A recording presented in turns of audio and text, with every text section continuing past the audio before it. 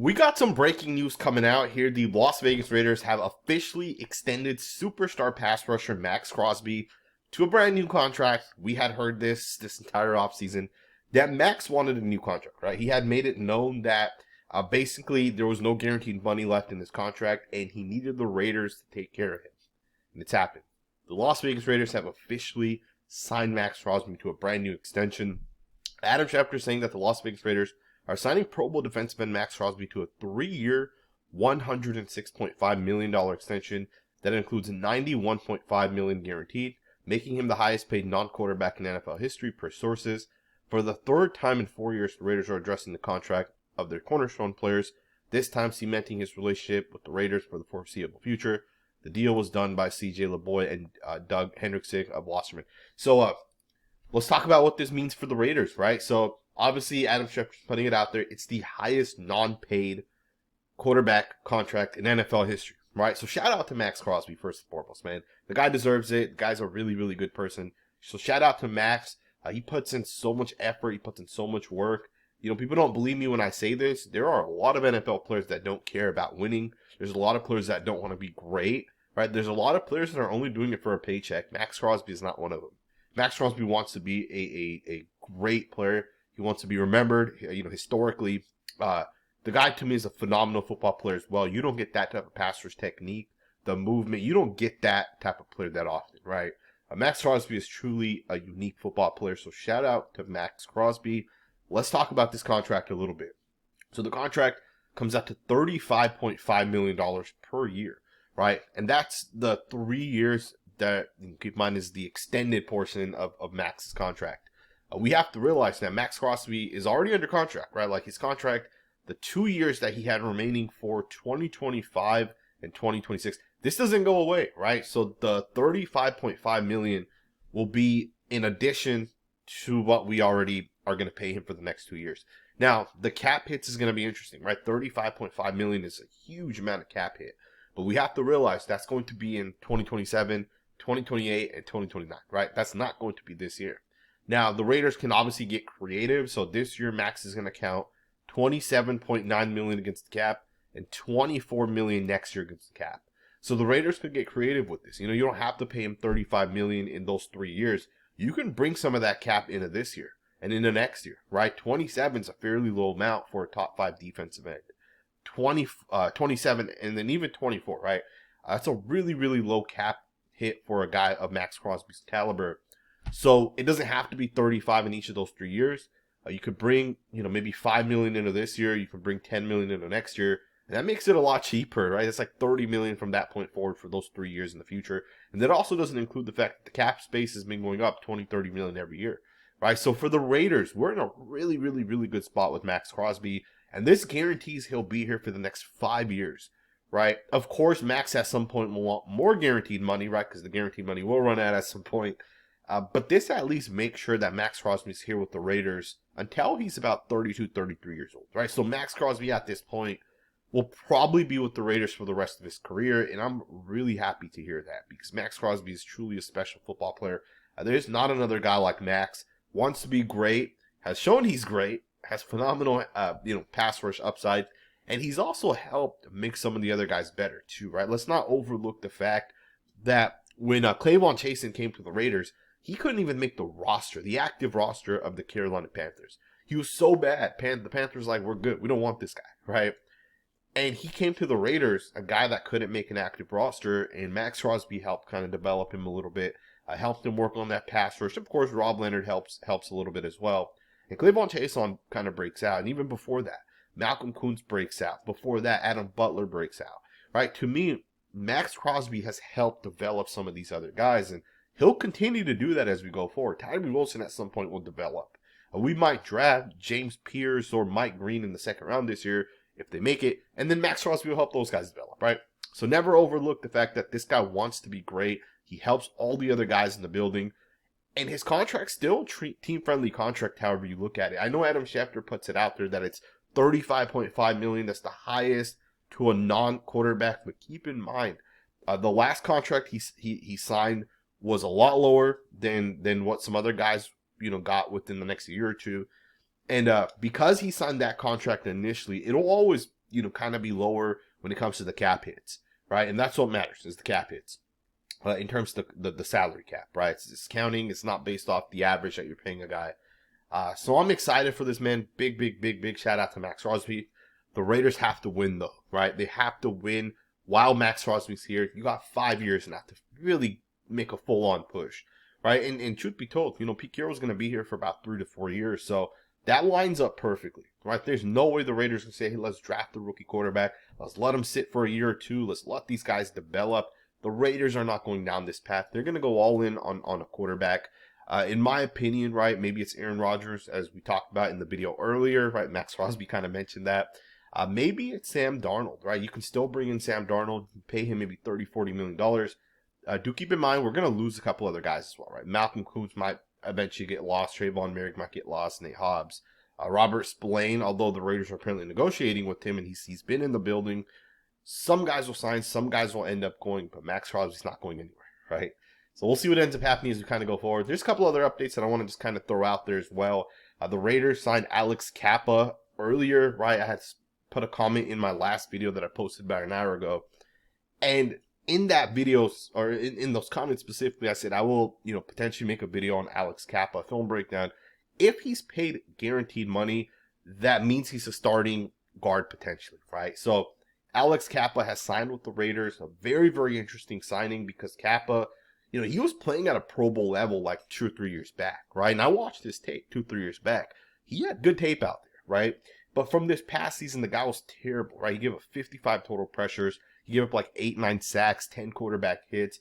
And he just got beat like that, right? And it just does not look good. Now, some people think he doesn't look good this past year because of an injury he had in 2022.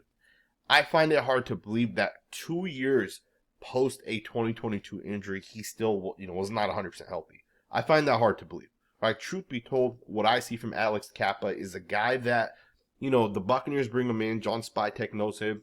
He looked good, right? He showed some upside. He showed some promise. He hits 25, 26. He peaks out at that point.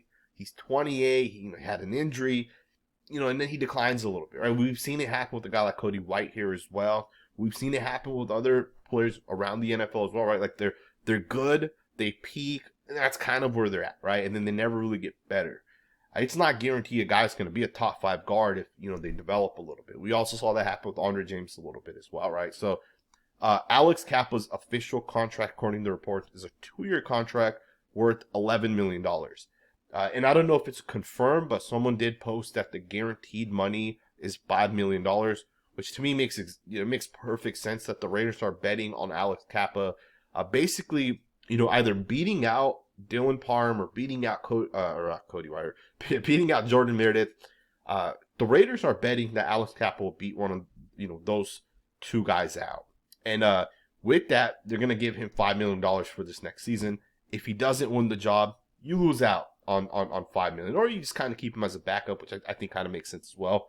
And because it's only a $5 million guaranteed for this 1 year, what that tells me is that it's a 1-year contract essentially.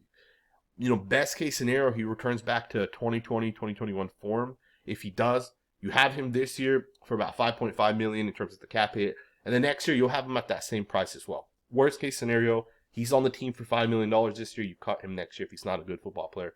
It's the same exact thing the Raiders did with Cody White here, right? There's upside. You're not paying him a lot of money. And given the fact that Jordan Meredith was kept at $1 million, to me, I think the Raiders are going to go into this next part of the season. Keep in mind, we're about a week away from free agency starting. I think the Raiders are going to go into free agency with the plan that we're going to just kind of bring our own guys. We're going to retain those guys specifically. And I think what the Raiders are going to try to do on the other end of it is they're going to try to get a guard in the draft, right? 2nd round, 3rd round, you can get a starting caliber guard, a bully up front, a guy that can move people, right? The Anthony Beltons, the Charles Grants. I don't know why I almost said Charles Cross. You got the William and Mary tackle in Grant. You can bring one of those guys in, right? They're physical, they're tough. You can also target, if you wanted to, a guy like Tevin Jenkins. I don't think it makes sense based off where the salary cap is for the Raiders. Alex Cappa at 5.5 makes sense. Jordan Meredith at about $1 million makes sense. And then, of course, Dylan Parham's in his final year.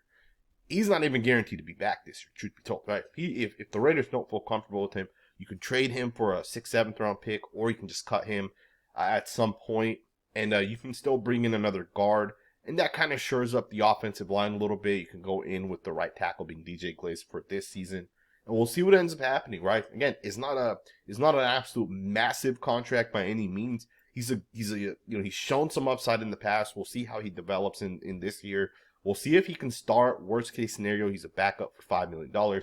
I don't think it's anything too crazy, truth be told. We do have a couple other things that have come out. So wide receiver DK Metcalf has officially requested a trade. And I think the Raiders have to realistically consider this option here. The Raiders need an X wide receiver. There's no other thing that I would say right now. The Raiders need a guy that is a true number 1 wide receiver. And although a true number 1 wide receiver and X wide receiver are not the same thing, people kind of interchange those two things, right? Historically speaking, an X wide receiver would be like Justin Jefferson, Devontae Adams, right? They're guys that are going to line up on the line of scrimmage. They're going to beat press coverage. They're going to run good routes. And DK Metcalf's not that in the general senses, but for the Raiders, he would be a true number 1 wide receiver. Right, he would be the guy opposite of Jacoby. Right, DK Metcalf's the guy that's going to take those double teams on. He's going to run across the middle of the field, take those hard hits. He's going to make the tough catches. He's going to be a good, productive football player. And he might not be a top 5 wide receiver, but he's a good, productive wide receiver. And he would be a great to go along with Trey Tucker and Jacoby Myers. Right, as wide receivers, those 3 guys would go really, really well together. And of course, you got Brock Bowers in the middle. To me, that would make a lot of sense for the Raiders. I think it'd be a really, really, really good pickup for the Raiders if they went down this path to DK Metcalf. Now, of course, what do you give up for DK Metcalf? Right? It's a guy that's still kind of, he's still kind of expensive. He has 1 year left on his contract. He'll want a new contract, so you have to think about that if you bring him in.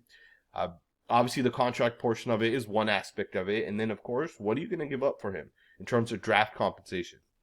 I would think that it's some sort of maybe 3rd, 4th round pick would be kind of ideal to bring in DK Metcalf. If you're older, you generally don't go for a whole lot, right? Like Devontae Adams got released, right? He got released because he's older. He doesn't have a lot of value. Teams don't want to bring that contract in either. With DK, there's only 1 year left, so you would essentially trade for him. You'd have him under 1 year, and you'd kind of have to extend him from that point. And then, of course, more than just that, that element of it, what's the draft compensation? I think a team like the Seahawks could potentially say, hey, we'll take Michael Mayer, who's on a rookie contract, has some upside. We'll take Michael Mayer, give us, a 4th round pick, and then we'll give you DK Metcalf as well, right? And I think it's a good swap for both teams. You're not going to get a whole lot from DK. The fact that he's requested a trade, he has 1 year left on his contract. You're not going to get 3 first round picks for this guy, right? And I don't think teams are willing to give that much up either. Maybe I'm wrong. Maybe a team gives up a 1st round pick. I definitely would not do that, right? He's already signed.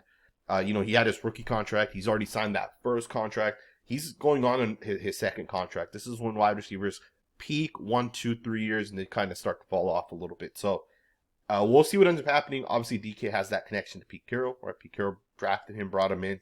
So we'll see if the Raiders can make that work somehow. Also, Tyler Lockett was released by the Seahawks. It's another wide receiver who's been solid.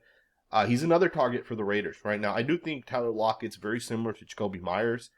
Myers is fairly cheap as a wide receiver, but he has 1 year left on his contract as well. So, who knows what the Raiders are going to end up doing. I'll be the first to tell you guys, though. If you can bring in DK Metcalf, if you can bring in Tyler Lockett, and it costs you a combined, let's just say it costs $30 million combined to bring those 2 guys in. Maybe DK takes $22 million. I don't think he's going to do that, but let's say he does.